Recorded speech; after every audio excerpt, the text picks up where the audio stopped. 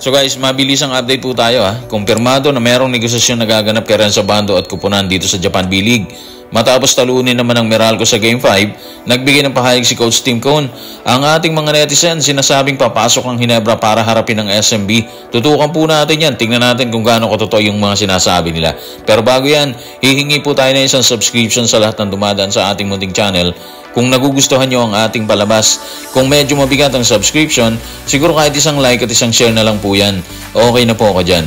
Maraming salamat. Nauna nang inilabas sa balita na naghihintay lang ng tawag ni Coach Tim Cone at SVP si Renzo Bando para tuloy ang makasama sa hanay ng Gilas, Pilipinas. At ngayon nawala na rin siya sa Jungkwanjang Red Boosters ng KBL. Sinasabing may negosasyon na umano itong ginagawa para lumipat ng kupunan at liga. Narito ang pahayag tungkol sa isyong yan. Tutukan natin si Heyo Ball sa kanyang official Twitter or X account. Ayon sa Jungkwanjang, nakikipagnegosasyon si Renzo Bando sa ilang mga kupunan ng B-League. Mas magandang paglipat yon mula sa KBL patungo sa Japan. Mas mahusay na kompetisyon, mas mahusay na sweldo, at mas mahusay na liga sa pangkalahatan. So guys, mula sa Heyo Ball, isa sa mga sports insider dito sa KBL, tatawirin ni Renzo Bando ang Japan B-League mula sa Korean Basketball League. Actually, ang tingin natin doon, ang laking decision nun para kay Renzo Bando. Unang-una kasi, sanay na siya sa takbo ng bakbakan dito sa KBL. Alam niya na yung galaw ng kalaban. At base na rin sa naiulat natin dati pa, may maximum contract na inialok ang Jungkwanjang Red Boosters dito kay Renz, di ba?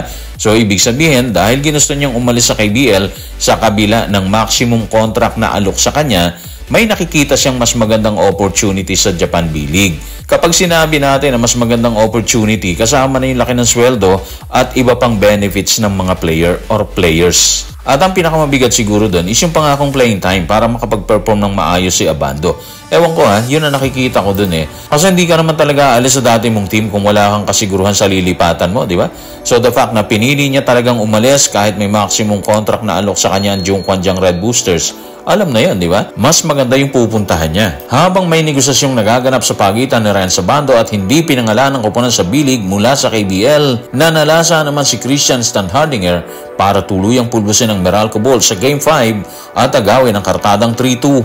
At matapos ang bakbakan, ito ang mga sinabi ni Coach Tim Cone. Tutukan natin si Coach Tim sa report ni Ruben Terrado sa Spin.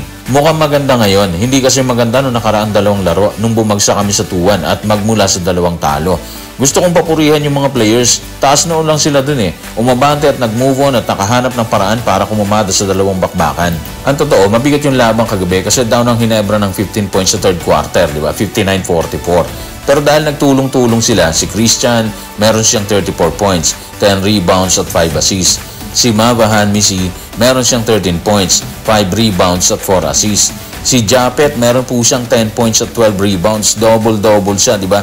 Kasama buong tropa ng Ginebra, nakuha nila yung panalo. Ang laking panalo nun kasi mas magaang ngayon ang pakiramdam ng Gene King sa pagpasok ng Game 6. Wala sila sa sitwasyon na naghahabol. Nasa Meralco ngayon yun. Nasa kanila yung pressure kung paano nila itatabla yung serye para makuhugot ng isang do or die sa Game 7, di ba? Ang problema ng Meralco, Ginebra kalaban nila, yung team na sobrang dami ng fans. So malaman natin sa Game 6 kung paano nila pipigilan ng Ginebra. At dahil nakaungos sa Meralco sa Game 5 ang Ginebra, muling nabuhay ang usapin tungkol sa posibilidad na pagharap ng RSA team sa finals ng PBA Philippine Cup. Pasaring ng ilang social media users, alam na nila maglalaban sa finale. Tutukan natin si Anonymous sa kanyang official Twitter or X account. Para namang hindi natin alam kung sino makakapasok ngayon sa finals Ano sa palagay nyo? Alam nyo, isa lang yan sa mga social media users na tila alam niya na yung mangyayari sa dulo. Yung posibleng bakbakan ng SMB at Ginebra. Anyway, hindi pa tapos ang laban, di ba? So, titingnan natin kung papasok talaga ang Ginebra kasi suspetsa natin dito, lalaban ng pukpukan yung Meralco MVP kasi yung Meralco. So, hindi sila basta-basta papayag na mawala na lang silang bigla dito sa eksena. Gagawa sila ng paraan para makakuha ng isang do or die na laban sa Ginebra dito sa Game 7. Yan yung una nilang hakbang. At sakaling magawa nila yan, mapupunta sa Ginebra yung pressure.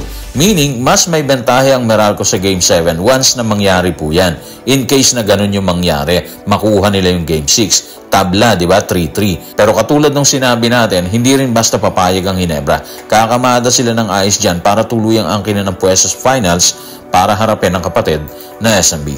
So guys, maraming salamat.